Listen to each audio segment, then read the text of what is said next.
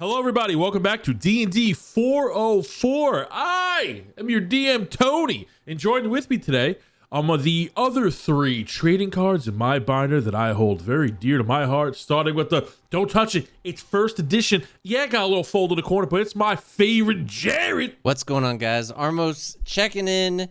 I would have to say one of my favorite cards. I was a early adopter into Magic. And that first set, one of the cards that I loved the most was Howling Minds. Oh, it makes you and your opponent draw one extra card, and it just sped up the game a lot. So we always just either just adapted that into our game, even though it wasn't the right way to play, but it was fun and it was a good time. But anyways, Dan, what about you? Hello, everybody. My name is Dan. I play Minnis PebbleWalker, your tiny little Swarmkeeper Ranger. And my favorite trading card is going to have to be the card that got me into the One Piece addiction.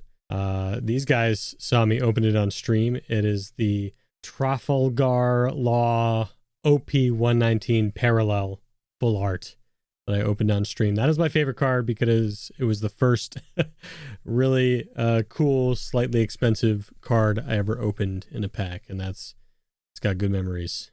What about you, Alec? My name is Alec. I play Drell of the Ashborn, and my favorite trading card I own would happen to be this Mewtwo GX. I'm going to go ahead and just show it to you guys, though, real quick. It's a PSA 10 Mewtwo GX. It's like the very the second graded card I ever bought. Not only does it look cool, but it's significantly gone up in price since I bought it. So it's also a good investment piece. So wow, confirmed Pokemon scalper, dude. Yeah. I seen this kid. I seen this guy beat up 12-year-olds. And yeah, dude. I mean, when you're up against them in Target, bro, you gotta fight for your right to sell stuff. Exactly. What about you, Tony? My favorite has got to be Summon Skull from Yu-Gi-Oh. Long time Yu-Gi-Oh player from base set. I collect Summoned Skulls from almost every time there's a reprint or new print of them.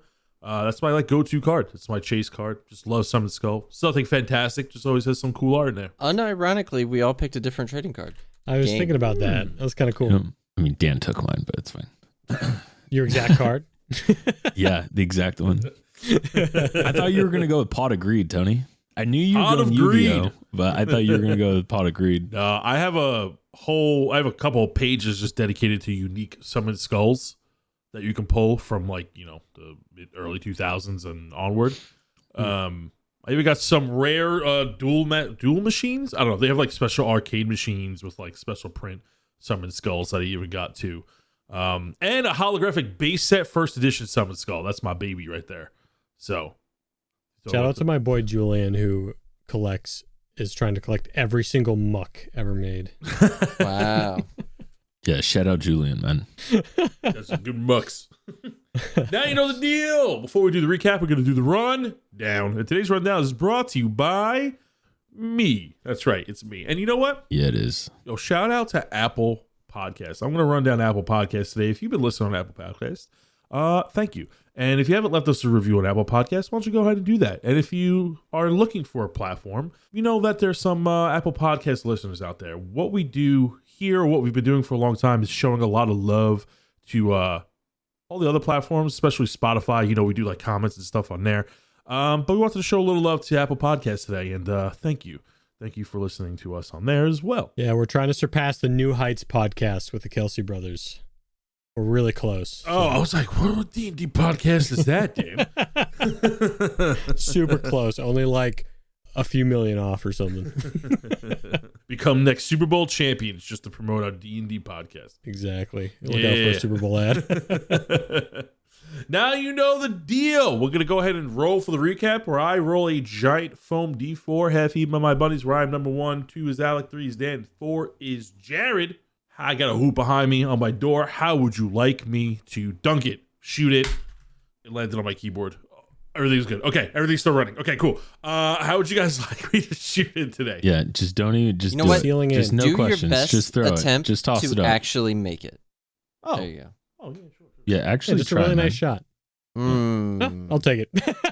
I'm an airball. That was a decent attempt. Well, let's try to actually make it. Oh, you didn't want that one? Oh. You didn't want that one? Okay. No, I really picked that one up pretty quickly. All right, this is the last one, man. Third one. Yeah. First 2 Because all were of a sudden Tony. it's gonna land on me, and then you guys are like, "Oh, that one counts." I hit the rim. Yeah, but and it's it's not a off frame. the camera. That one counts. Oh, Yes. I can't see it, so I got a full screen Yep. on my. no, that one doesn't count. looks like I can see it. So, all right, Do it go again. grab it. I said do it. I said do it again. I'll do it again. I'll do it again. Can Tony not hear I'll my do it again. I'll microphone, do it man? again. I'll do it again. All right, last one. And fine. Wow. Make it in the hoop. Wow. Yeah, I thought we seriously. already did the last one. I said do it again. As long as all right, now It we didn't have to make it in count. the hoop. It didn't count because it was off cam.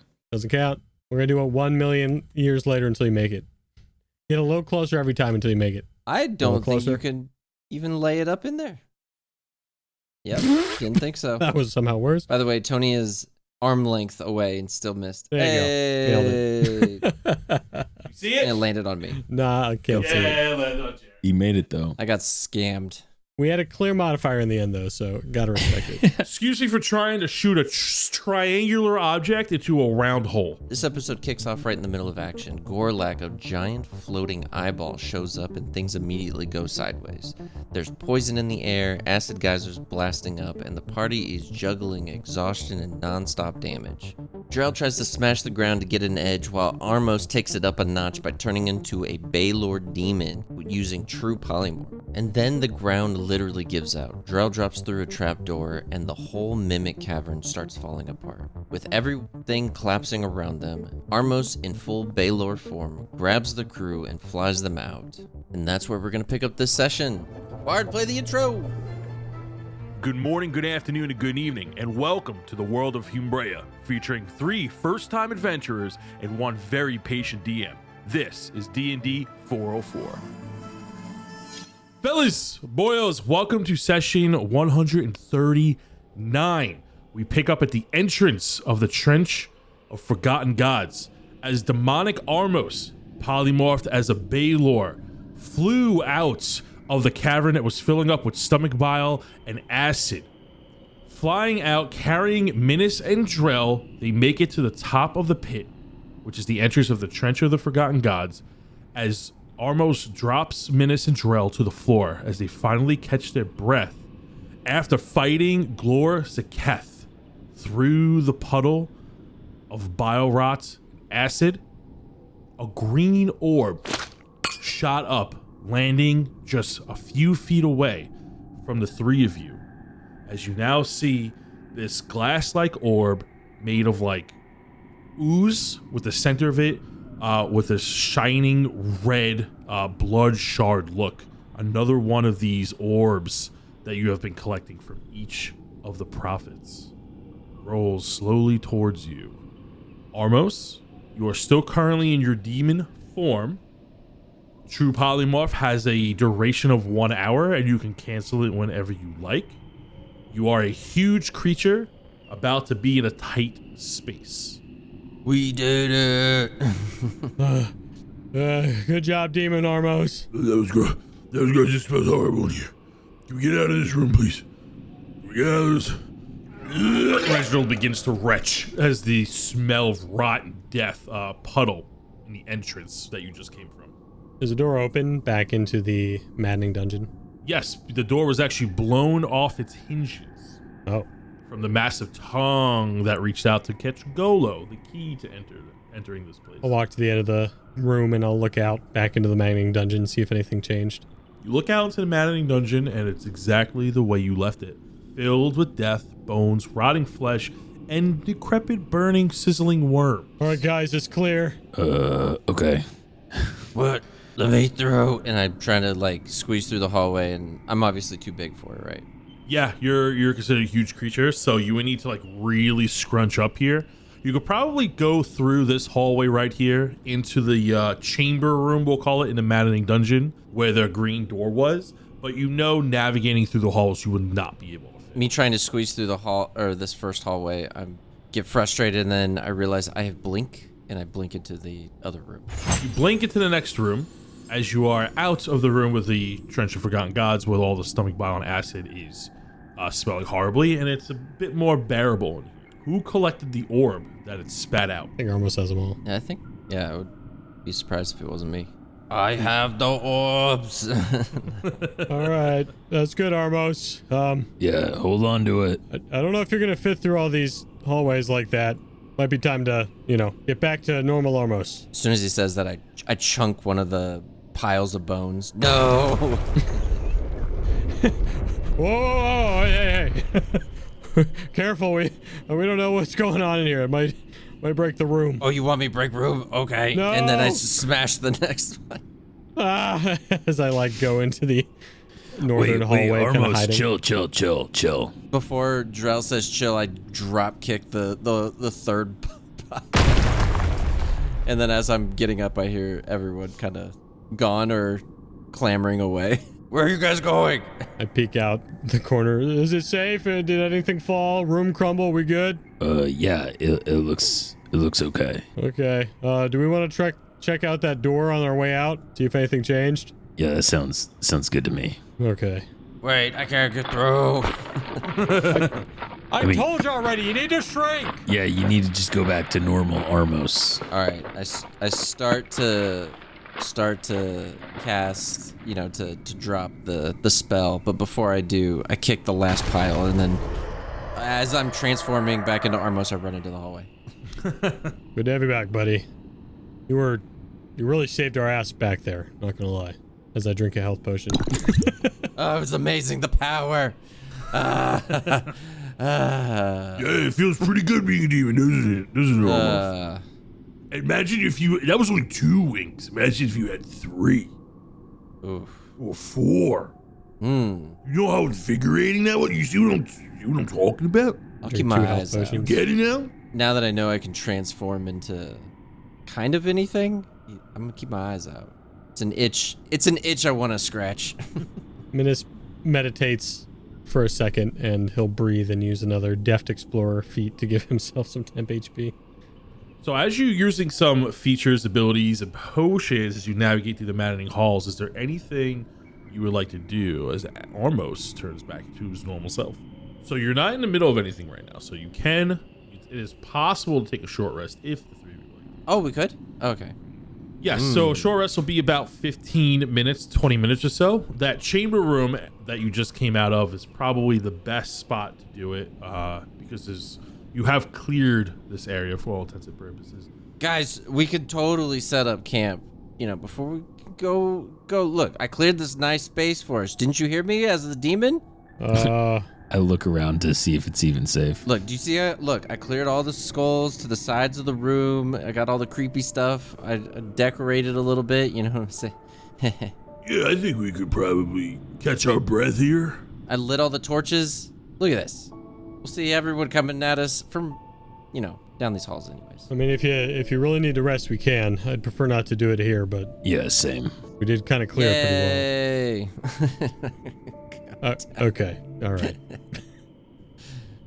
I'm just sitting in the middle of my disaster artwork, I guess, whatever you want to say. Destruction. Yeah. Yep. Mm-hmm. Minnis and the Sids will make a little bone teepee hut in the corner. Yeah, so you'll be able to take a short rest here. You're not going to be able to take a long rest. Yeah. And as you make a seat, rest on the floor to catch your breath, you gain the benefits of a short rest. And as you look at the orbs, Armos, you are looking at the 4 you collected, and you notice that one of them begins to start to react. It's the one you got from Chog, the one that's made of like worms and feels gross to the touch. As you are looking at it, you feel it starts to like react to the area, as if it's trying to process some type of power. Only this orb begins to make any type of action. Minnis spends an hour just kind of huddling up with the Sids in this little fort he made. As one of the Sid sentries keeps watch outside. I feel like Drell just kind of, doesn't really take off all of his armor and stuff because it takes a while to take it off and put it back on, but he tries to get, I feel like, as comfortable as he possibly can in this room and just sits down and just kind of Takes a long, deep breath. Possibly, maybe even gets a little bit of shut-eye. You get like a wink. You get your 40 winks in, but you don't get anything too crazy of a rest. Because after a few moments, that orb begins to like move and bubble.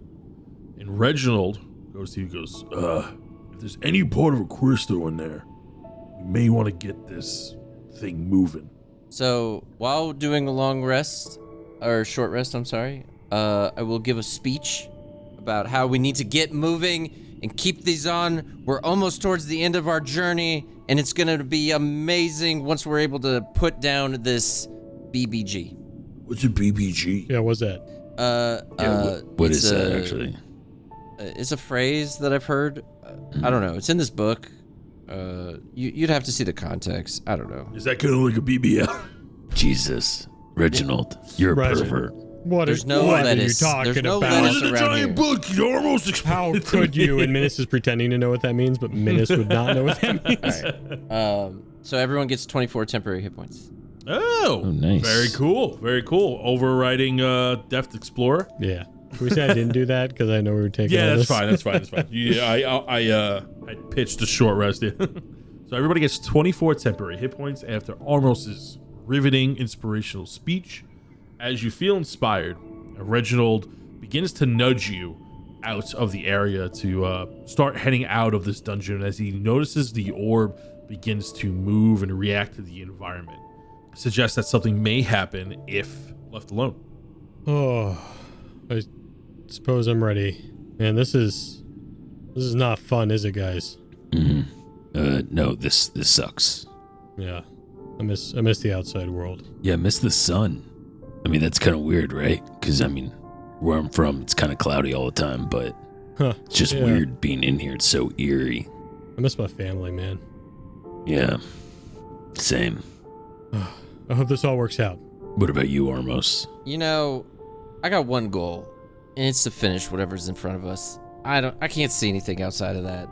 And by the way, yeah, we need to keep up. And Armos is just like doesn't know what to talk about because he doesn't have anything else like to look forward to. So he's just like he doesn't really know what he like at this point, like anything outside of revenge.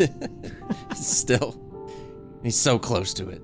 You see as Armos cuts to the front of the pack as you two share your express some of your feelings. You see that Reginald is on Armos' shoulder facing you two, and he makes like a circle motion with his paws and mouths the words tunnel vision. Yeah.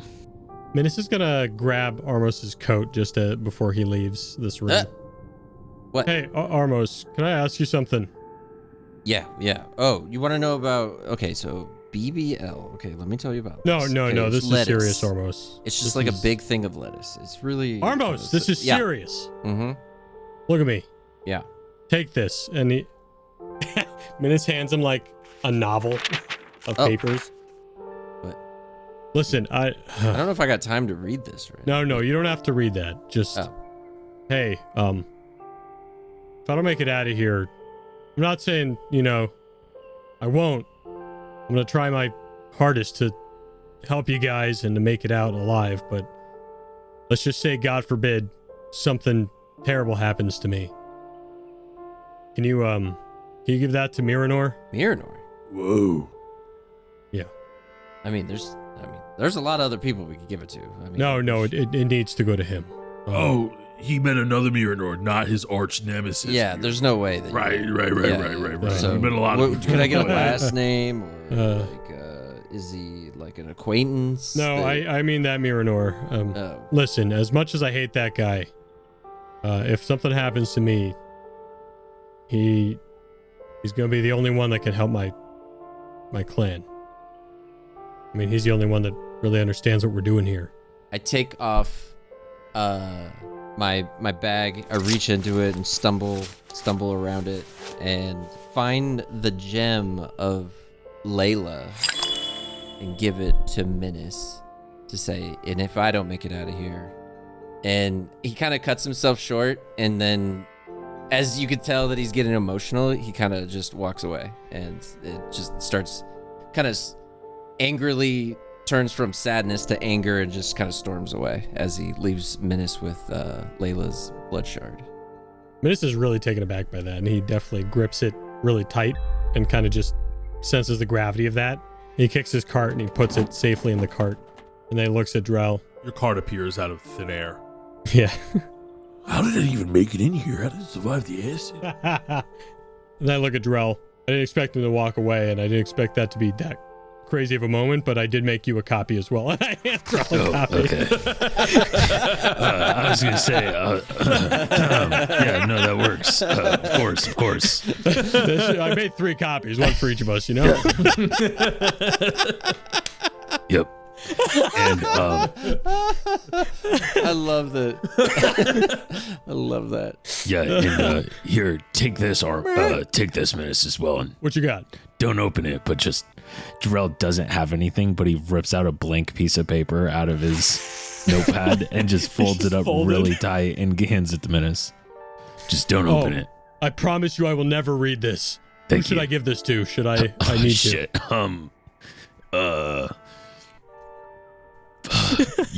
When the time is right, you'll know. And just Drell also turns around and walks away. to? I understand. And Minnis will keep walking after them. As Armos leads the 3 of you, you make it down the halls. You begin to head north, and you hear the creak of a steel door through the darkened halls. You head north and go around the bend to begin to head south.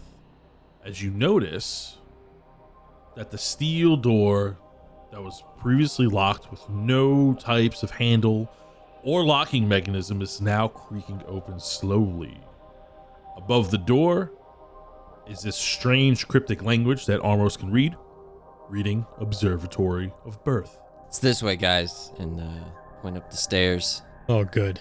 I was hoping this would be open. I'm sure it's leading to more danger, but, you know. As you begin to head into this room with a spiraling staircase, as you leave the maddening dungeon, you hear the sounds of torture again. Scraping nails, sharpening swords, and the sounds of innocence being stretched and pulled apart as these voices echo in your mind. You haven't seen anybody being tortured in this maze of halls, and yet you still hear it as if they're happening to the room next to you. You hear these sounds as the 3 of you silently ascend the stairs until they stop echoing in your mind. And you find yourself in this vacuum of space as the stairs go up and they begin to turn a blackish marble. All around you is nothing but the void of space. And then at the top of the stairs is another one of these steel doors, identical to the one that you found at the base. The door is unlocked and you begin to open it, and you find yourself back in the Observatory of Birth, on the other end of the maddening dungeon's door. The same room where you saw the Tower of Memories, the throne, the door to the Throne of Creation, over this red rift miles below the floating staircase in space. You are back in the Observatory of Birth where you had first entered. And the only thing that's different this time, the orb that was reacting in the maddening dungeon stops. It begins to return to its normal state. You notice that there is a red aura coming out of the Garden of Victories door, we'll say to your north. And you still see these ethereal chains moving around this red rift that is pulsating between the arcane chains, which symbolically looks like it's sealing the gate or portal that it's wrapped around, far below the floating staircase. I think Drell kind of looks at the guys and he's like, I take it, we're going this way. And he points towards the door that's glowing. The door that's glowing is the elven door, or the elven looking door, right? Yes, the red bloodshard elvish door. Yeah, I don't see many other options, huh? No. Any last precautions you want to take? Any last precautions you want to take? Health potions? Check. Check. Kind of check. How many potions do you have left, Drell? Let me see. Yeah, should we maybe look at our potions real fast? I'm gonna be honest. Gear check? We should probably do a gear check. So I got 2 potions of greater healing. And Okay, then I've got 1. and then I have 1 potion of supreme healing, and that's it. Same. Oh, well, I have 3 superior healings. Why don't you guys take one of these each? So I'll give them 2 of my superior healing potions. Okay, thanks. That'll be a help. So I'll have 1, then they each get 1 of mine. Yeah, I can always blast you with some healing word if you go down, you know? Yeah, Sam. What? You So can do that? We're going this way, right? Drell points to the Oh, we are. Yeah. You are. And Minnis forgets what he asked. And we'll step down the stairs towards the red door. You descend down the spiraling stairs, this massive staircase, and you are now on a platform that goes in 2 directions. One leads out, hovering over the red portal, which is the gate to the throne of creation, which you know is locked. And then in front of you, you see this bloodshard elven door with the weird, strange, archaic language reading Garden of Victories. And it looks like it's open as you see the glimpse of moonlight coming through the singular crack from the north end of the door all the way down to the base. Yep. I guess so. Push the door open and start looking in. You creak open through the door and a burst of moonlight blinds you for a moment as you walk through, and you find yourself on this light bluish cobblestone path in the Garden of Victories.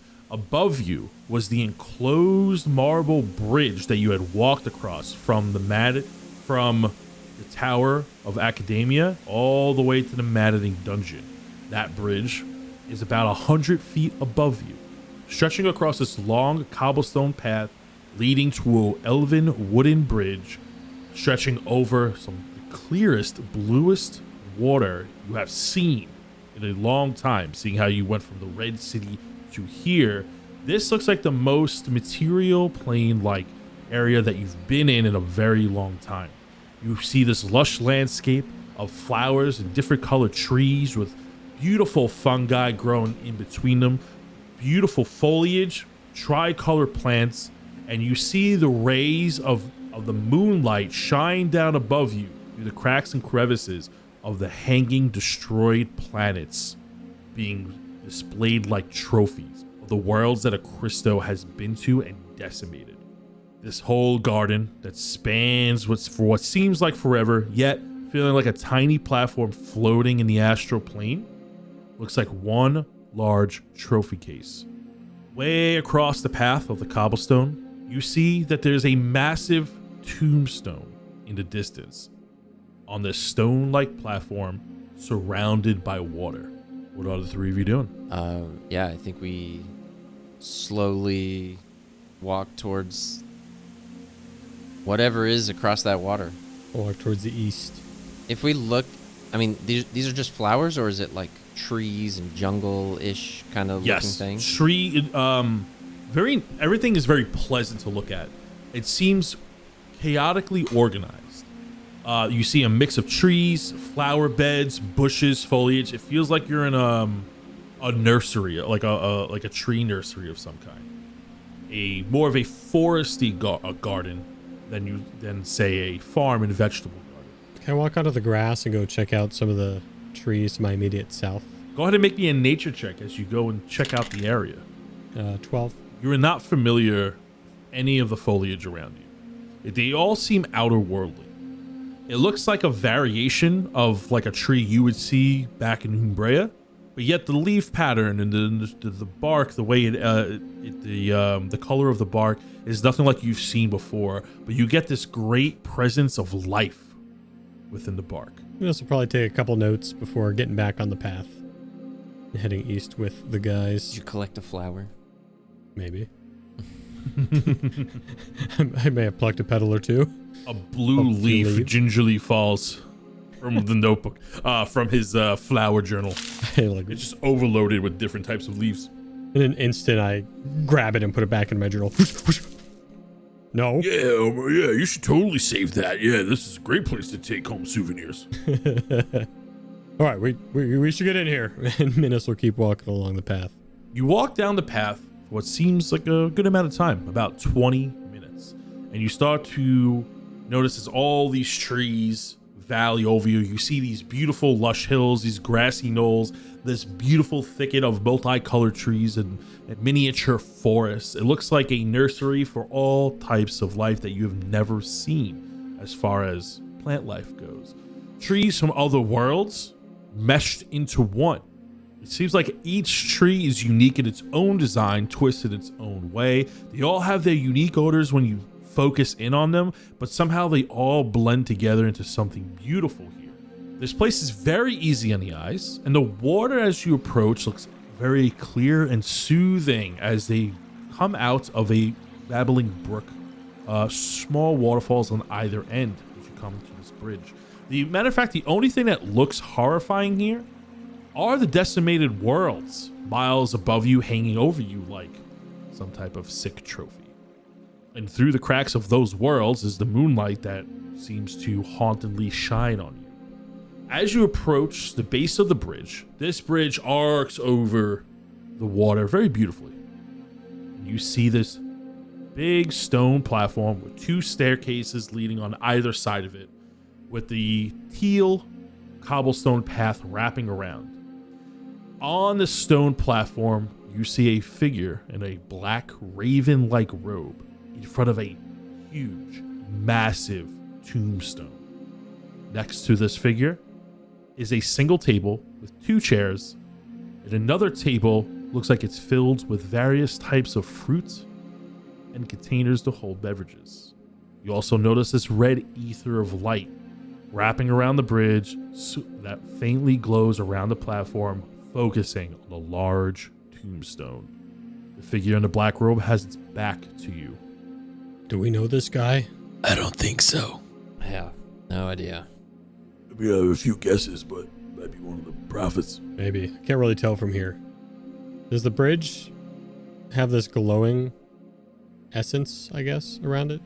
Yes, it has this red glowing essence that spirals around from underneath the bridge over the arch, leading up to the path of this giant stone platform where the figure is standing. And it acts as a trail to the tombstone itself, becoming more potent and solid as it goes to the tombstone. Can I do... I don't know, is there some kind of check we can do to see if it's safe to cross the bridge because of this trail? Give me an insight check. Insights, okay. This is more of your gut feeling if you don't know exactly what you're looking for. I got a 9. 13. An 8. So you know that danger looms all around you, and this area, being as nice as it is, leads the 3 of you to a false sense of security. The light itself seems translucent. You actually can like wave your hand through it, and it goes through this light source, almost as if like a fog. It acts like a fog to you. You get the feeling that it's guiding you, but it's static in place. You don't think that it would harm you, but given the fact that it's surrounding the tombstone itself, gives you guys some inclination that the tombstone is letting on more than just being a simple memorial. So you guys on the other side, and I float with my SIDS across the river. What? You begin to flow. See you on the other side, and I go invisible. Oh my god. Walk across. As you go invisible, you begin to walk across. As you walk through the red lights, and you make it to the other side. Drell rolls his eyes and takes a deep breath and just continues across the bridge by himself. As you take that deep breath, holding in the air in your chest, you look at the red lights as you make it to the other side. I get close to the memorial and the stone steps, and I just kind of look awkwardly at Armos and Drell. Can't see me. I look at Drell awkwardly. And I see Armos's footprints going, and I roll my eyes. Yeah. As you approach the staircase, it looks like that one of the sides is pristine, while the other set of stairs looks destroyed and rubbly. You can still climb those stairs. However, it just looks like something had broke from some external occurrence. You can tell that it's smashed in. And as you approach Minnis, as you take the broken staircase side, you notice the side profile of a tall, slender high elf. He has long, slick back blonde hair, His entire body is concealed behind this robe. The robe looks like it's made up of layered raven feathers, as the only part of his body you really see is the neck up. The tall, slender neck. He has a very slender build, very svelte, very well kept.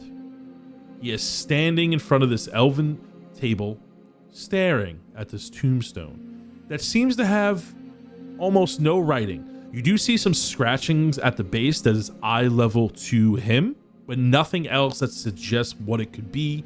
Normally a tombstone, you would like, if you saw a tombstone of this size, is usually dedication to like some type of war or large event that had claimed many lives, or is in memory of a great act of a service or a people collectively, and it would have all their names on it. But this one looks like it only contains a single name, and it's too small to read from your current position. And you hear an eloquent voice speak out to you. You know, there was only one other group of, gives you a side eye, adventurers that have ever made it to my garden, and they seek the same thing that you are trying to achieve today. Oh yeah? What do you think that is? My soul vessel, among the others that you are currently carrying. Now we know what it is. Yeah, we need those? Those are important. Yes, we know that. Of course. Because we are better adventurers than those that came before us, clearly. I would agree. By you making it this far, you are certainly among some of the best. Although the last group that came here, the only other group, did not make it past me. And it's a shame. Wanted them to. Because I wanted them to. He takes a deep breath and continues to stare at the tombstone. He doesn't seem uninterested in you. You get the sense that he's just sad and that he's forced to be. We're all on the top of the thing at this point, right? You're on the staircase leading up. Yeah. You are free to approach as you like. If I'm within 30 feet of someone, so that's kind of my goal. I get to see, I have witch sight, so I can see if they're like a shape changer, concealed by illusion, transmutation magic, anything like that. I don't notice anything if I get that close. You try to get just within 30 feet of him, and you're able to do that, and he doesn't seem to react as the three of you approach. Drell, as you take the other staircase, the staircase that isn't destroyed, almost coming up on a flanking position. Yeah. He just continues to stare, and he doesn't make any movements. You can't see his body is other than him standing up straight and tall. You don't see any type of movement beneath the robe. So you don't know if he's making any hand gestures or anything. But he continues to stare at the tombstone. You do not see anything with your witch's sight. I'll come out of invisible and be like, so if you want to help us, why don't you? If I am going to simply let someone pass, and they are not strong enough or smart enough to achieve their goal, then what's the point? So what, you're going to test our might? One of those? In a sense. I mean, we could fight if that's what you wish. And he sighs. What did the other group decide to do as I look at the broken staircase? Assuming the worst. You see he turns around. You notice on the table, as if it's been there, you see a dragon chess board. Well, the last group decided to play a game of their choice. And if they bested me, I would simply allow them through, because they prove that they are at least smarter than I am. If they've gotten through the other areas and collected their soul vessels, and like you clearly have, then they clearly have some strength behind them, but none of those are a test of intellect. If you beat me, say in this game of dragon chess, then you have proven that you are smarter than me, which I've never met someone who's able to do that.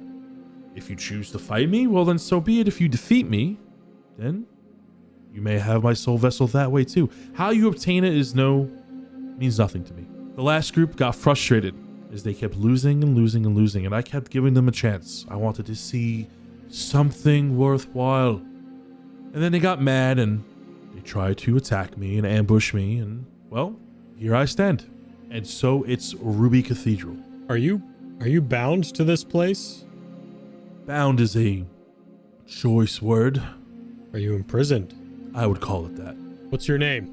I've been named the Plagued Heart, but my birth name is Nemiris. Nemiris.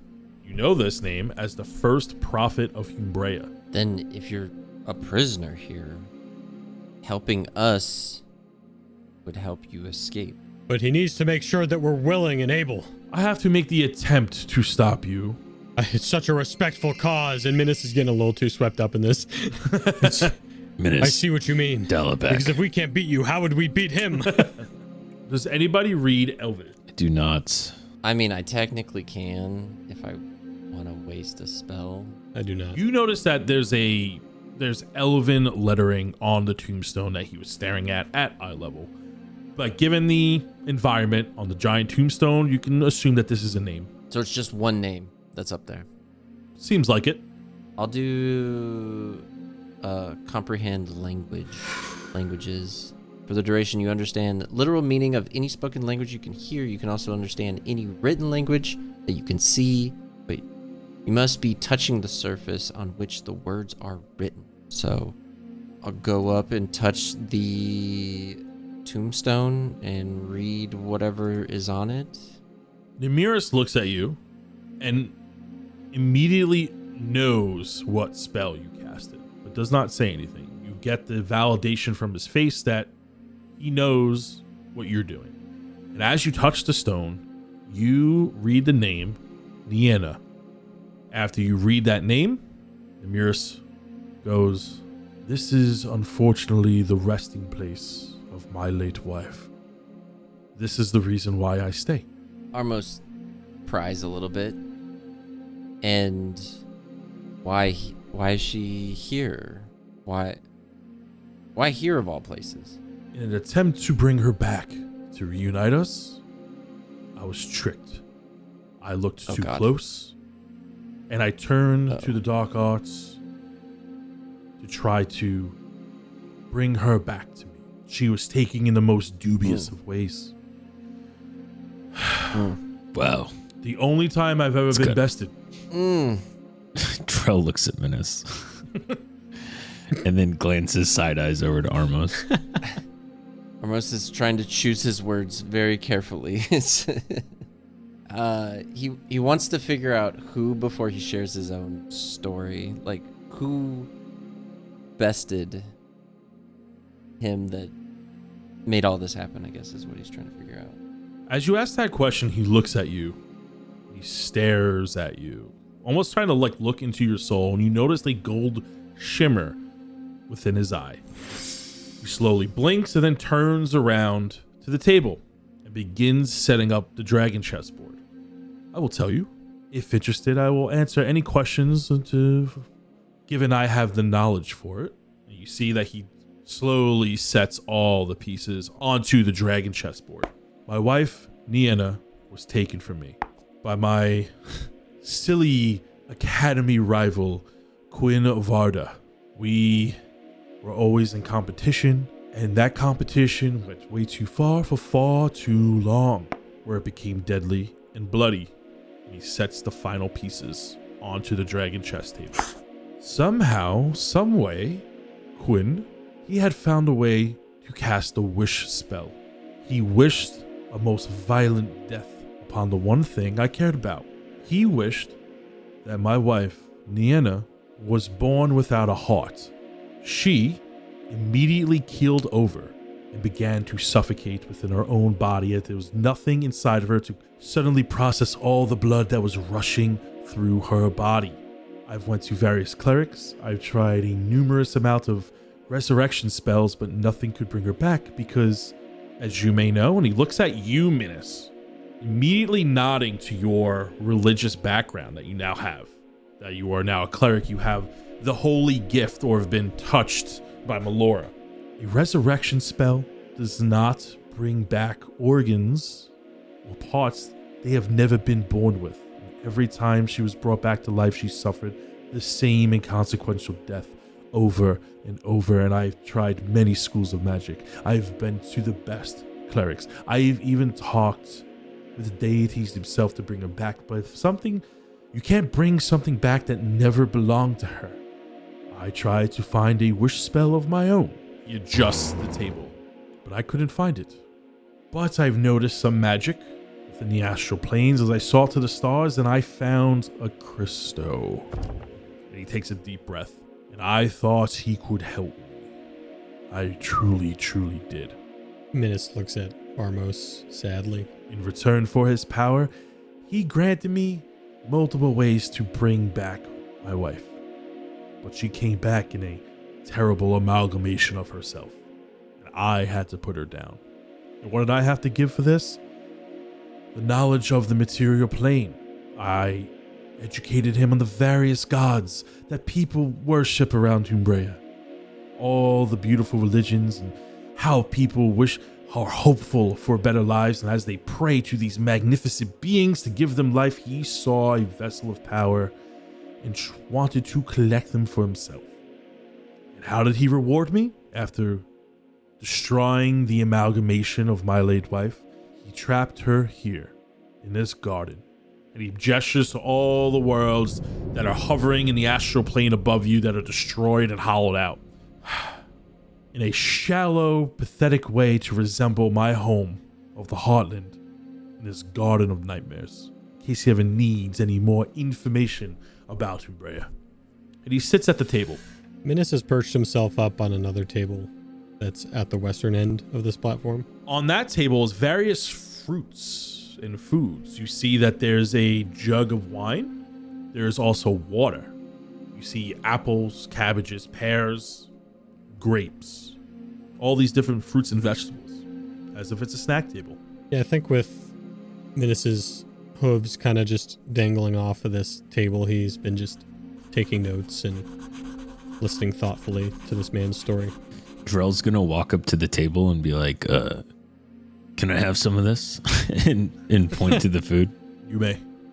I haven't been able to enjoy a single bite. Drell tries to like pick up some of the food that's on the table and like eat it. You pick up an apple and it is sweet to the touch. It is the sweetest thing you have tasted in a long time, given the weeks of death that you've been fighting through the Red City, the Shadowed World, and through this Ruby Castle, a Crystal's Castle. It tastes amazingly sweet. Crisp to the bite. Yeah, trust me, you're not really missing out on anything. But, you know, Minnis, if you want to taste this, or Armos, I guess you could probably eat some if you're hungry. Yeah, I guess I'll try one of these grapes. Make like uncomfortably fast eye contact with him. I ate one of the grapes, and Minnis doesn't hide it. Oh my god! That's delectable! Oh, Armos, try this! Oh, and the apple? And yeah, sorry, just I don't mean to make you feel bad. It's just it's just because we haven't eaten in a while. I understand. Armos still kind of laser focused on this guy, making sure he doesn't make any kind of weird movements or anything like that. So while the other two are feasting, kind of keeps prying at questions. If a Christo trapped your wife here, made you do all of this, did you even get your revenge? Or what is your purpose of even being here? Other than to look after this. And I point to the... I have gotten my revenge 100 times over against Queen Varda. Perfect. Tell me about it. Tell me about it. Was it great? How great was it? It didn't amount to anything. Oh, it wasn't worth it. Because it didn't bring her back. But like, it wasn't even like a kind of good. He felt my frustration. He felt my anger. He felt my wrath. Yeah. But all those feelings still burn within me. And I am happy to pass on those traits in my soul vessel to someone who can outsmart me. Or if you simply want to fight me, the choice is yours. I mean, how about we just keep talking this? I mean, like, you know, You probably haven't had a good therapy session in a while. I mean, is it really the right thing to do is to take your anger and your sustain for this person who kept you here and did this all to you to really act as a vessel for him? Seems better if you could just help us and then we could put an end to all of this. Into your suffering, his suffering, possibly get you out of this situation. There is no leaving. And he gives some air quotes. As you see his elven hands for the first time, he is all around. He could, once you have my soul vessel, I am, well, considered passed on. He can just bring me back. He can bring all of them back. And he gestures to the orbs in your bag. He's playing with you. No one's ever actually made it to him. Only one group had made it to me. And if they couldn't beat me, how do you expect to defeat him? At least here I can give my stamp of approval at a solid shot at a final rest. Because if he perishes, I perish. As long as he walks within this realm, I walk within this realm. Armos, frustrated, and slams his fist on the table. He will perish, and he will end. I don't know what group you had before this, but it wasn't us. We've killed gods. We've killed these sad sacks of shit. We're killing everything in my path, and my vengeance is going to be rewarding, and I am not going to sit here and throw a pity party for myself when I don't get my revenge.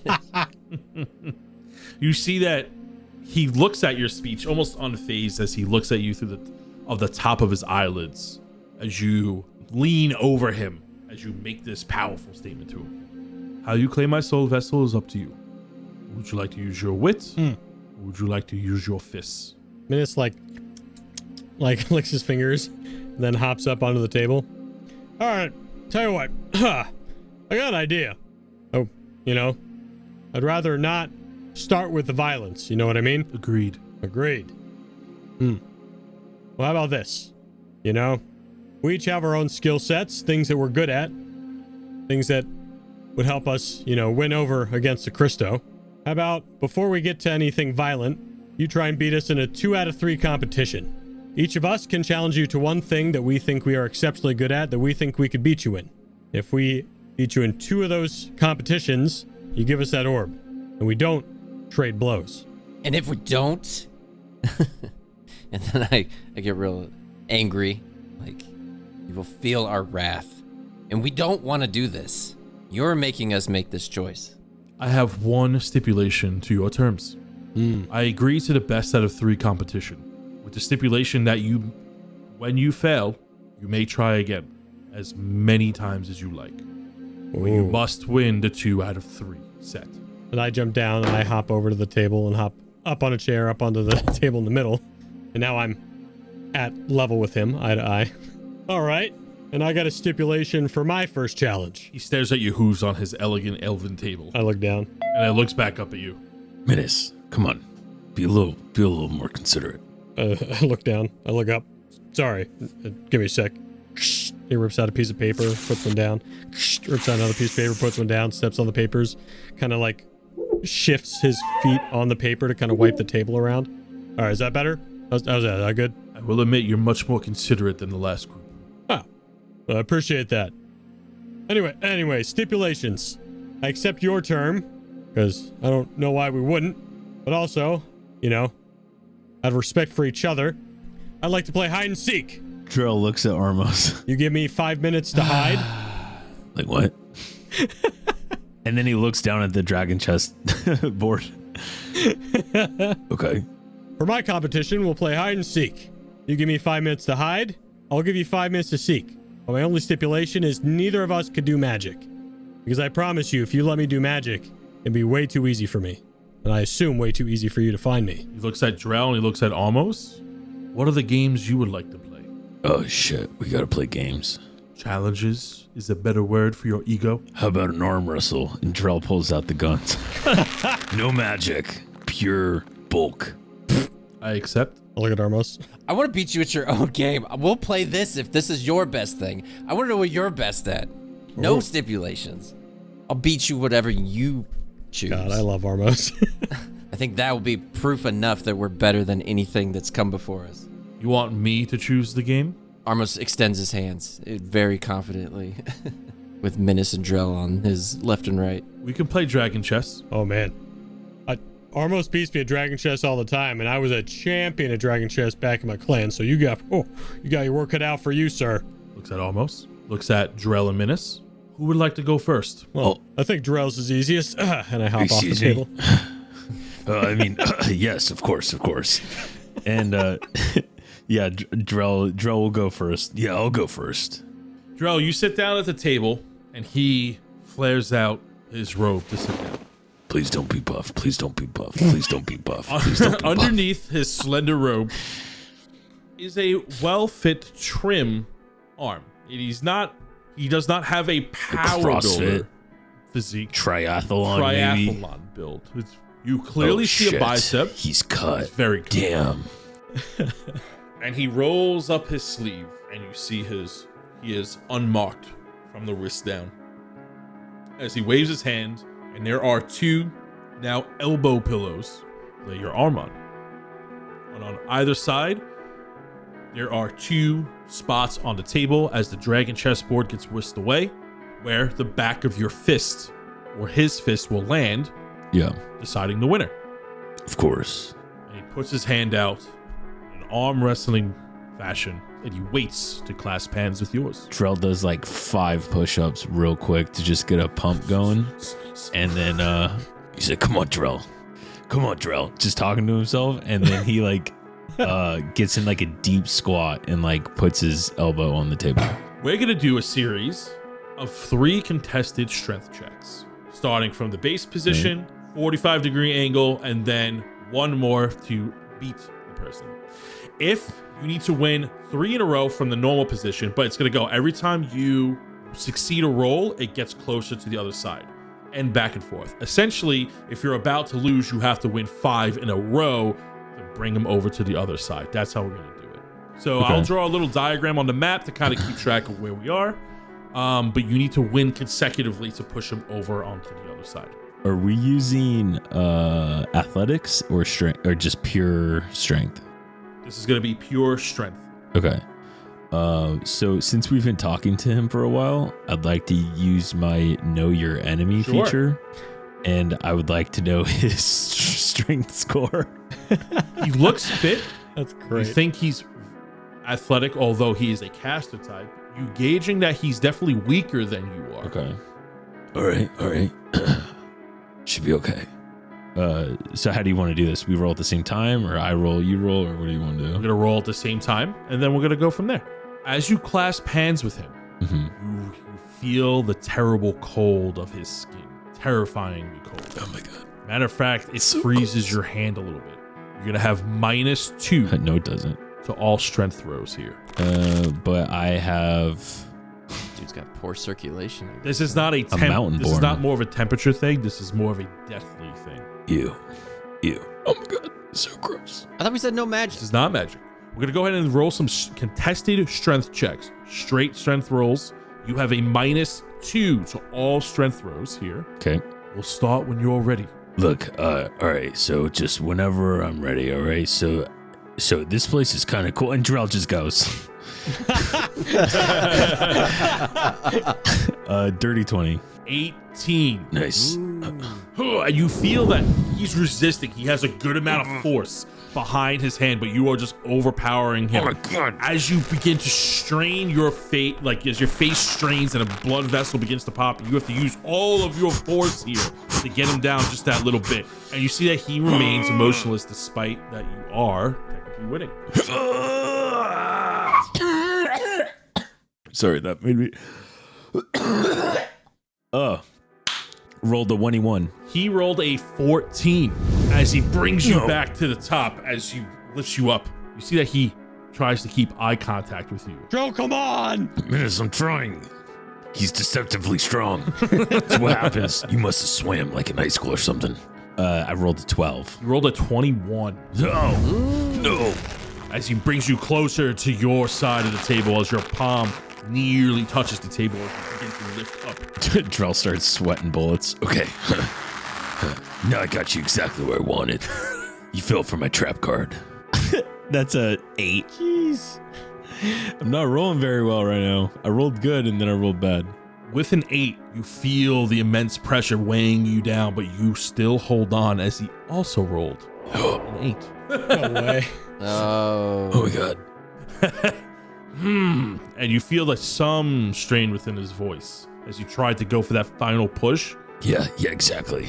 You feel the heat radiating off of Armos behind you. Get him. Ooh, what'd you get? Dirty 20. Oh shit. Okay. Come on, Drell. Oh, I got a 16. Boom! Your hand reaches the base of the table. Damn it. It's bullshit. Oh no! Yeah, what'd I say? He's strong, man. It's weird. Oh my goodness! Okay. See, he rolls his sleeve up. All right. All right, here we go. All right, let's do this. Drell rolls.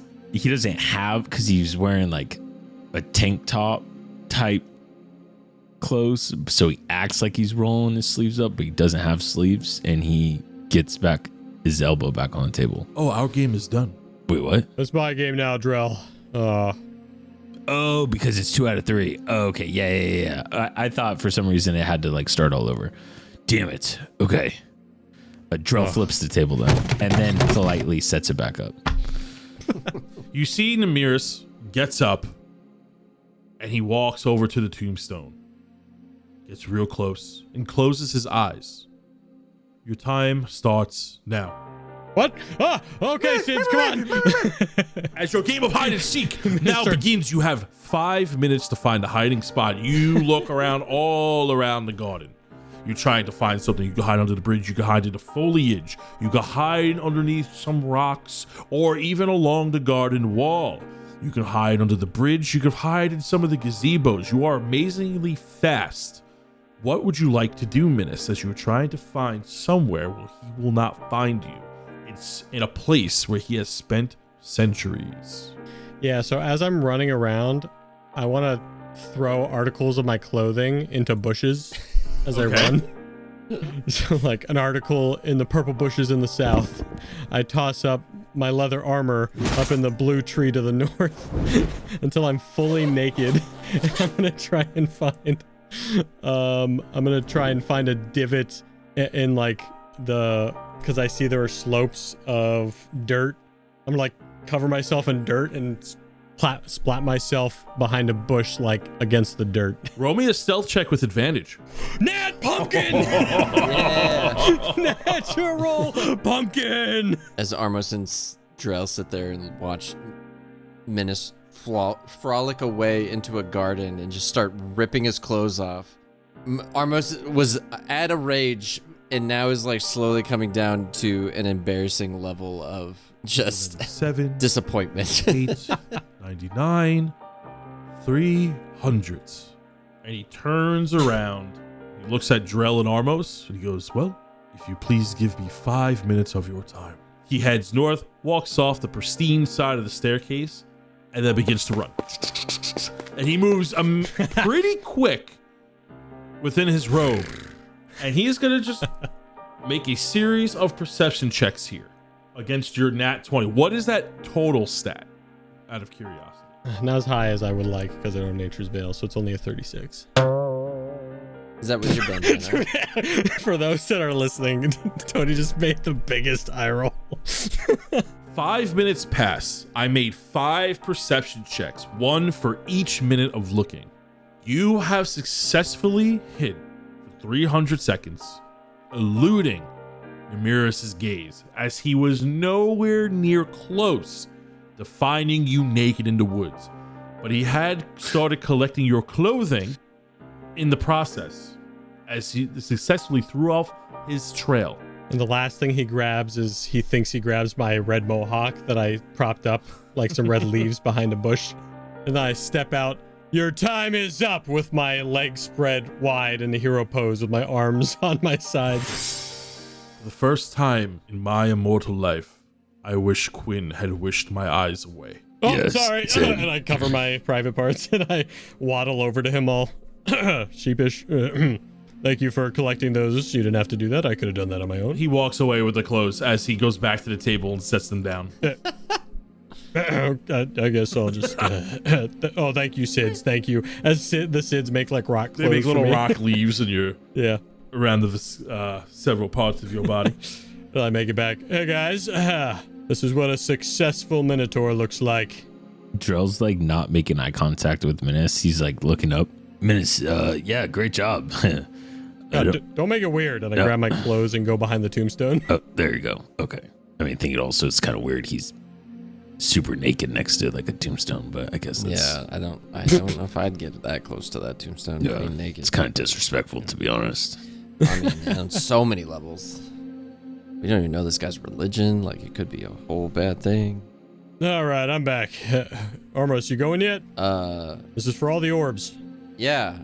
I'm trying to build up my rage again after 5 minutes of whatever that was.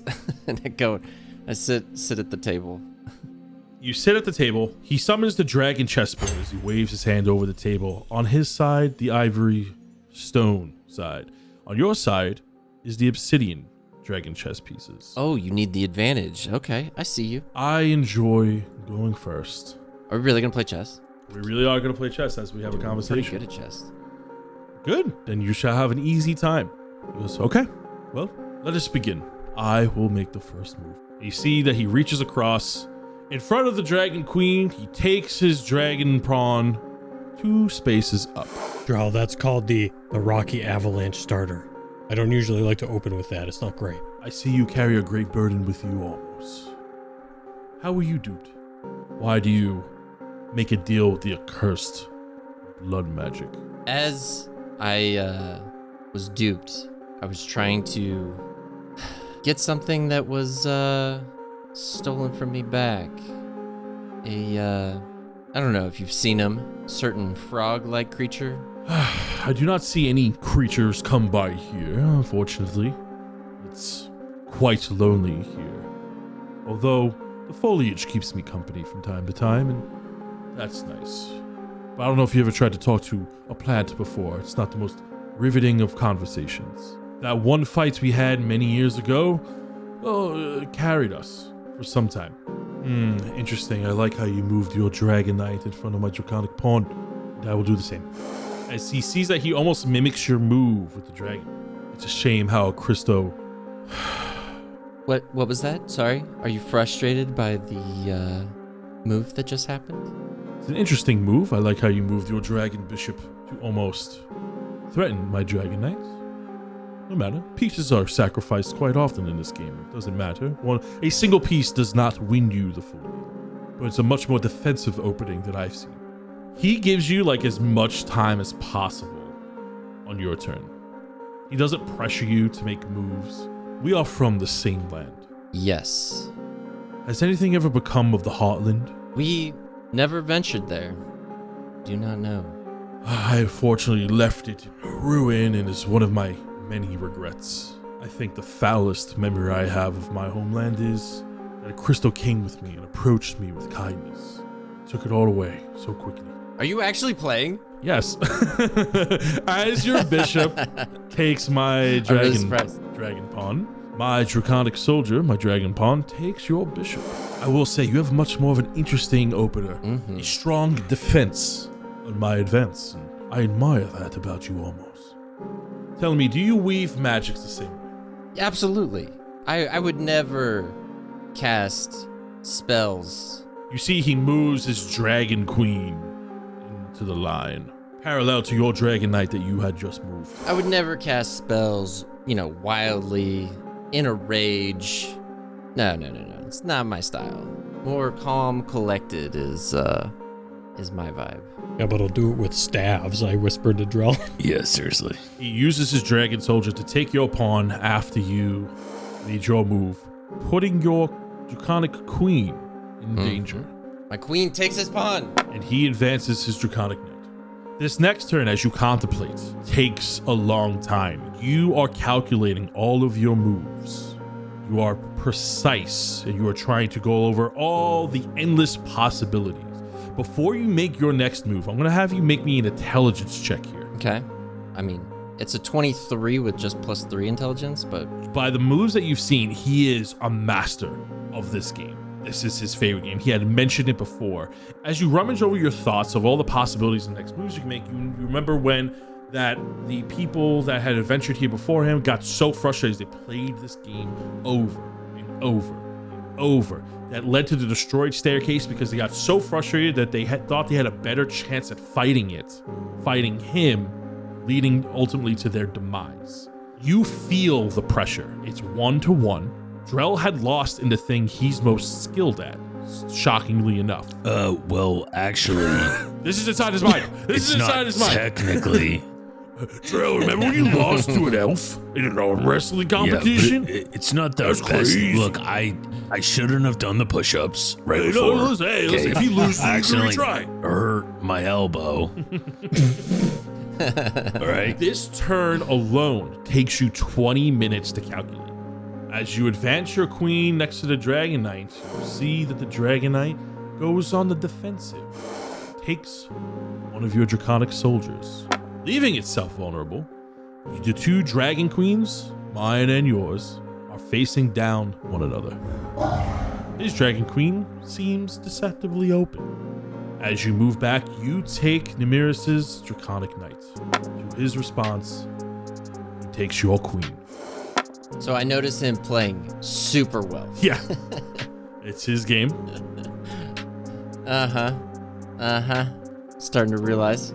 You play Dragon Chess very, very, very well and much more formidable than the opponent before. And let's have some fun. He moves a Dragon Soldier and advances from the back line from the starting position. A queen for a queen. Level the playing field. It's the first move that Armos has seen him actually make a mistake on, so now he's like, he sees like a crack in the armor. Nobody is perfect in Dragon Chess. I've played years and I've made my fair share of mistakes. Avernus as witness, I have made even my fair share of mistakes against the last group in our countless matches. But you, do I dare say that I'm even having a bit of fun? And he moves his Dragon Knight. I'm starting to think that Armos was going easy on me when we used to play Drell. He's watching this. Yeah, I mean, it's very weird. Tell me, Almost, have you ever felt love in your adventures of study and your quest for knowledge and power as you danced with the dark arts, made deals with the demons? Have you ever taken a moment to feel the warm embrace of another, someone who truly care about you? The only thing I loved was taken from me, and that's the whole reason of going through all this. So revenge guides your hand as well, as he moves his bishop from the backline. Reginald is eating an apple as he leans over to Minnis. So there's no way you think we're gonna have to do this all over again? It's gonna be a clean sweep. Oh, is that Christmas? He's eating a green apple. I think as he's eating, I literally take an apple and stuff it in his face. So shut up. As you advance your Dragon Knight, he advances his Draconic Bishop. He advances his Draconic Knight as you advance yours, almost in a retaliation. You feel that he's testing your pride with some of these moves. You've noticed that from the beginning they are less optimal and more testing your character. You can really learn a lot about somebody when you play Dragon Chess with them. It's the truest form of wit and most balanced of all combats. He moves his rook as you move your Draconic Bishop, as you see the Dragon Tower slide slowly over one space. Tell me, on your path to revenge, which brought you to the deepest parts of the astral plane, appearing in a physically created dimension that is made out of pure visceral hate, with nothing more than the pure drive of knowledge from a creature who seeks to have an endless hunger of intelligence. In your devotion to revenge, have you ever met anyone to sway you from this path? Maybe to try to start again as you move your Draconic Knight. What do you mean, start again? Maybe give life another chance. I could tell you from personal experience that revenge is not the way. I can tell you, and he's starting to get frustrated, that there's nothing that's gonna stop me from getting revenge. Nothing. I have killed even gods set in my way. You see, he looks at you as his eyes shimmer golden. He goes, yes, I've seen the gods that you've killed, and it's quite cold. Although it's not really a feat when you kill a god that's already dead. Through all the death, through all the carnage, through all of your revengeful actions, have you ever found love, compassion? Do a good deed knowing it couldn't advance your journey.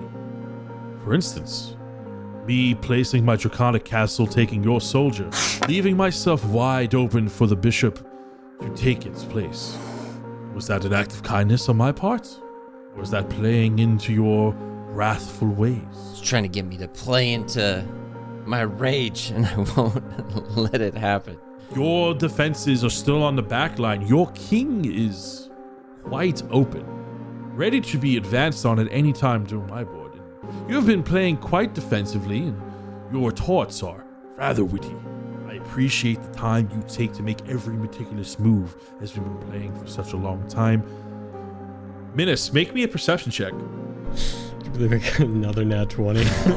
You notice that some of the grays in Armos' hair are returning to color. What? You also notice that some of the hairs, your fur, is becoming a little bit shorter. Minnis. Said, I didn't know better. I'd say we're getting younger.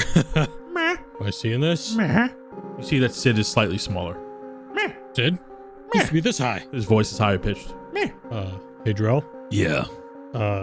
Didn't notice something weird about Armos? You notice that Drell's 5 o'clock shadow that he's been growing. You notice that like his beard is like raggedy because you guys haven't had a chance to upkeep yourselves to the condition that you normally would like when you rest at taverns. That his beard looks much more kempt, as if the 5 o'clock shadow was gone. I feel like something's happening to us. Look at Armos' hair. Isn't it usually gray? Yeah, wait. What? At least he's got a few gray hairs, right? What is wrong with this guy? Look, my hair's shorter. I don't know if you would know that. I mean, I kind of noticed it, but I wasn't going to say anything. As they keep playing, Minnis is going to pay a little more attention to Armos to see if he notices any like live changes. You walk over and you notice that the dragon chessboard is made of glass. Wait. And you see that he just moved his draconic castle over to put his king in check. Ah. He moves his bishop right up to your king. And he smiles at you. Can you tell me a moment of happiness, almost? I got one right now, after taking your piece. Simply my piece.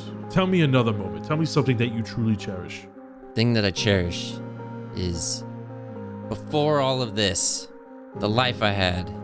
He moves his bishop as you move your draconic castle to the front line. Minnis, you notice that the red lights around the tombstone begin to swirl. You've always noticed that they were whirling around the stone, but they seem to catch your eye. I'm gonna get a breath of fresh air, guys. I'll be back as you do this. And Minnis will start walking around the backside of the tombstone, just kind of checking out the area. You are quite the player. I urge you to make your moves quicker, Armos. Yep. Armos is concentrating so hard and is finally now, after what seems like an eternity on the offensive at this He point. simply moves his king as you move your draconic castle to a check. As he seems to be pinned between your two draconic towers. As your draconic tower swoops and takes my draconic tower, he smiles. I'm glad you're playing much quicker. It would really be a shame if you took your time. Minnis, you notice that as you get to take a walk, your scar on your tummy begins to slowly close in. Very subtle, just becomes smaller. Sid, what is happening here? I think we need to hurry this game up, huh, Sid? I don't like what's going on. Marion. As you advance your Draconic Knight, he takes your Draconic Knight with his Draconic Tower. Marion. There's only a few pieces left on the board almost. That's all I need. You advance beyond the tombstone and you see this other door. This tomb-style door. And the door has some of this weird, strange language on it, and it's magically sealed. You see the glow of a black magical light seal its crevices. Well, it seems that you have put me in check, and I've been in this position before. I remember when I lost to someone in a similar fashion. And he backs off his king into the back row as your 2 rooks claim checkmates.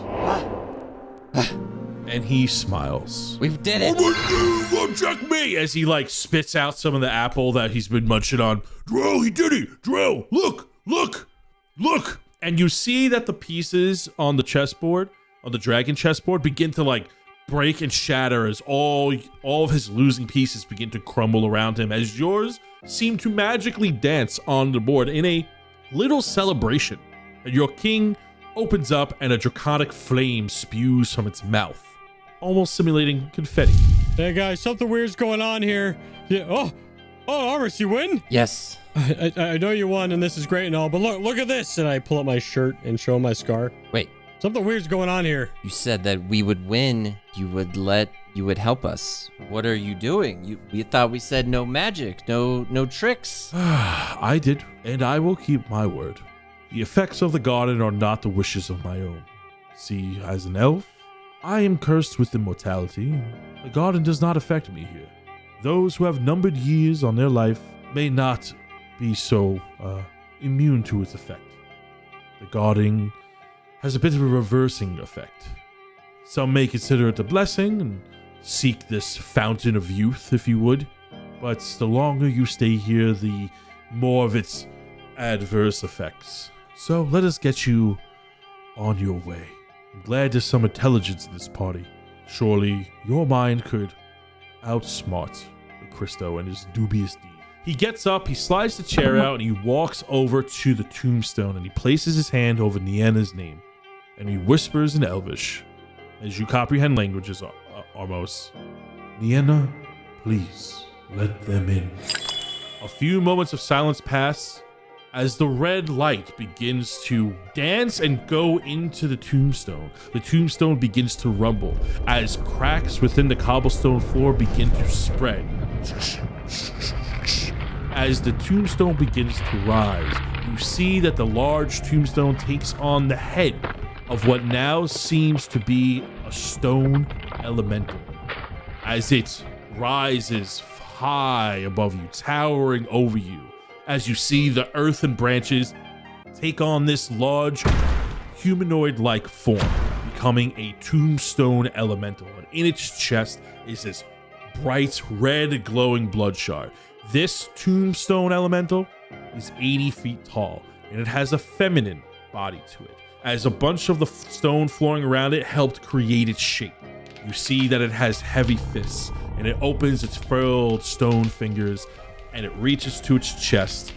As it begins to rip, the branches and ground that makes up a large part of its body begin to fall apart as it rips, as the ground sounds like flesh tearing from its stone body. And as it rips, it reveals this orb, its soul vessel, and it begins to collapse in place as it takes a knee, as the back of its stone palm rests onto the cobblestone platform, opening its massive hand, revealing a tiny red orb similar to the other side. And you see that this one has a bright red center. However, it's that in the shape of a platonic heart. And Armos, as you go to lift the orb gifted to you by this tombstone elemental, as you pick it up, a simple poof vanishes as the nearest cloak is just dropped to the floor, empty. And as the life begins to fade from the tombstone's body, it lays out with its now empty palm open to you, as the ground begins to as the elemental begins to turn to mush and mud and begins to decay quickly. I know that the entire time he wanted to know, but he was too caught up in the game and didn't really get a chance to say anything. And he goes, I used to play games with someone I cared about. Winning this never felt so hollow. And as he kind of kicks the cloak and starts walking towards the door. And as you walk towards the door, you see that this door fades with black energy as you read cryptic language, and it says Tomb of the First Prophet. And that is where we're going to end this week's session. Woo! Bit of a long one. I don't think it'll we played for almost 2.5 hours in this one. I really wanted to finish that Dragon Chess game. Wow, what a game. Armos, Jared, you play chess very well. I'm very, very impressed. I was trying to get you with the open. I was trying to get you with the scheming open. I was like, I'm good at opening. I'm not good mid game. That's where I fall short. I think everyone falls short there. But it was fun. It was so fun playing. We played a full game. For those that are listening, we played a game of actual chess. Check it out on our page. Add a little spice. Yeah, we're gonna upload just a full chess match. I don't think there'll be any audio when we upload it. I don't know how this works, but we're gonna upload like a speed run of the chess match, and I think that'll be fun if you want to know what that chess game was like. So should be fun. So any thoughts? Before we go into the after show? Loved this. It's cool, right? Yeah, it is. Kind of played into everyone's strengths there. I mean, Drell didn't even get his rematch, so it's like, no, please don't go away. But it made the stakes like so high though, like, which is pretty cool. But yeah, I think So mechanically, did I heal cool since I got younger? No. Damn.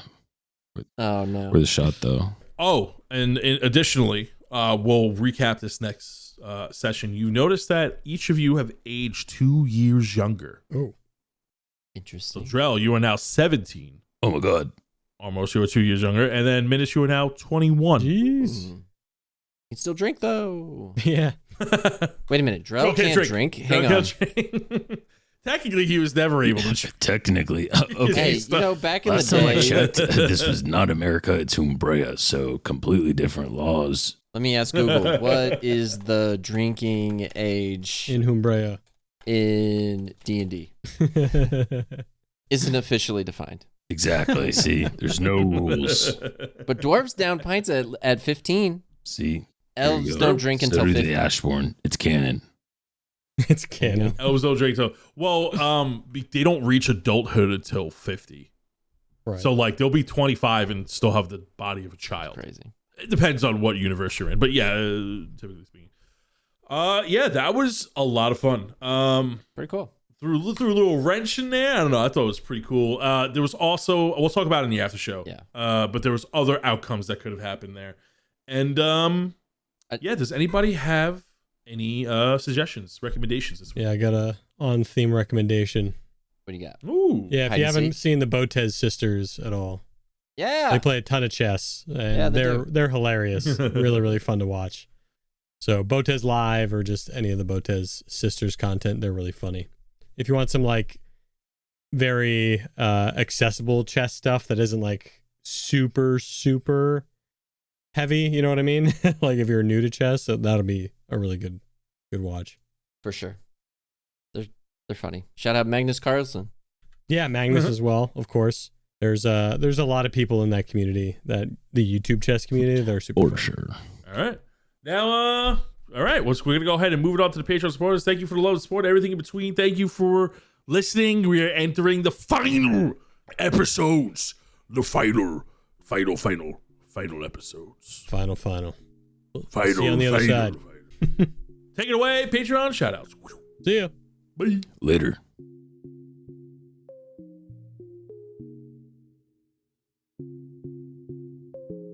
It's summertime, patrons, and that means it's time for the annual Ivory Boulder Rock Slide Festival. My parents started this tradition when we first settled outside of Gilo, and you can expect all kinds of fun activities, such as boar wrestling, boulder throwing, and the dramatic avalanche competition. This is where you try to make the biggest rock slide possible using only your horns.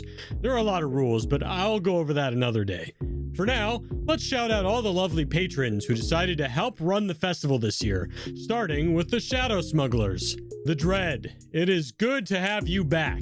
It is also amazing that you were able to help burn the coals for our firewalking competition. All the Minotaurs in my clan were so excited to see green flames for the first time. Although, maybe we should turn down the temperature next year. I had to healing word a lot of scorched hooves. Julius Kendrick, I don't know how you keep finding my location, but your presence at this festival was surprisingly fun. Our clan doesn't shy away from the grotesque, and most of the guests loved your animated skeleton show. It was amazing that you worked with Reese to create such a spectacle. The warrior minotaurs will not stop talking about it. Annie, Master of Weapons, your blacksmith stall was a huge hit. Most of the warriors in the Ivory Boulders clan had no idea what a pike was before you came into town. I don't think they really liked the armor, but I heard you took 127 orders. Well, I know it was 127 orders because I was sent the bill. These minotaurs don't really get out much. Next are the Bloodshard Bandits. Morgan Ulthil, you and your fox put on the most wonderful performance for the young minotaurs. I saw one of the youngins trying to train a flying squirrel how to backflip after watching your show. We will absolutely have you back next year, if you're able. Just next time, please don't give the kids any more potions. They got a little bit addicted. Artemis, I really appreciate you running security for this event. I heard you took down a group of gnolls that ran towards the Drell statue I carved out during the art competition. It's crazy that gnolls were found in these parts. So weird. Craig Dawnbringer, your Quasit riding arena was a big hit with the children. How were you able to train that thing to behave so well? It's like you two have this special bond, an immaculate connection, a practical pact. Oh, wait, I understand now. Knockmock! Novo was overbooked, so it's amazing you were able to make it on such short notice to run your enchanting food cart. There were so many exotic forms of jerky and soups and kebabs. Although, maybe cool it on the defamatory remarks about Novo next time. Let's keep your competition friendly, shall we? Avanox, I was a bit hesitant to hire you since you are pretty new to the Bloodshard Bandits, but Artemis spoke highly of your work. You did an amazing job keeping Armos out of the private area reserved for the elders, despite his tricks.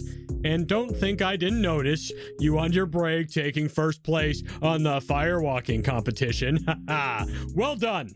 Shade Greyfire, thank you for your well-thought-out speech during our flag-raising ceremony. It was so inspiring when you talked about overcoming demons and hags. I probably should have told you it was a flag-raising and then burning ceremony, though. Everyone was moved, but a bit confused at what it had to do with our hatred for the neighboring bugbear tribe. That's on me. Brandy Woodburner, your wine pairing stall was such a wonderful idea. I never thought to drink honey wine with a spicy stew. Oh, but please make note to cut Drell off after 10 mugs next time. He got into sad Drell mode and wouldn't stop talking to the Minotaurs about Boxy. Sly, were you even at the festival? I couldn't find you anywhere. I did hear there was a hooded figure seen leaving flowers and fixing decorations around the festival. Did you have anything to do with that? But hey, next are the Sidgic College alumni. Thank you for spending your summer break with us. David LaChance, I noticed you were going pretty hard at the Sid Spectacular After Party. I hope you had a great time. Casey, thank you so much for contributing to the festival fund, even though you weren't able to make it this year. I sent you a drawing of Miranor falling off an animated stone bull. I hope you like it. Punk, it was amazing having you and your band play at the closing ceremony. Your type of music went so well with our tradition of breaking our old chairs with boulders. Mongo, thanks for helping everyone set up their stalls before the festival. It's a shame you napped through most of the games afterward, however. I'll designate a Sid to wake you up next time in case it happens again. Saint Chaos, we all love your brews, but if you try to sabotage Brandy's stall again, you will be banned from the festival. We will still order from you, of course, but rules are rules. Eris, it was wonderful having a Genasi visit our humble village. You and Artemis did a great job fighting those gnolls. I also love the part where you mistook Miranor for a beast and tackled him. That was so great. And last but not least, we have Umbrea's heroes. Bjorn Battleborn and Drown got joint first in the Rage competition. They're still very mad, though, that they tied. Truckle Darts drew the most wonderful illustrations at her booth of John Carroll and Johnny Tarr going crazy during the pie eating competition. Sludge Lone Star, Man with Glass, and Taslin did suspiciously good at the bottle bow and arrow game and walked away with a ton of stuffed Reginalds. Hart and Barry Brandbottle came in first place at the Amateur Brewers competition and got way too drunk off their own supply.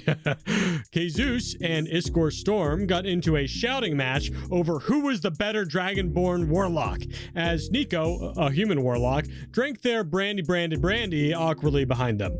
And that should be everyone that helped out with this year's Rock Slide Festival. If you would like to help out with the next one, go on over to patreon.com/DND404 and subscribe to any of the tiers from Humbre's Heroes all the way up to the Shadow Smugglers. Then I can personally thank you here at the end of every episode. Celebration! Until next time, everybody!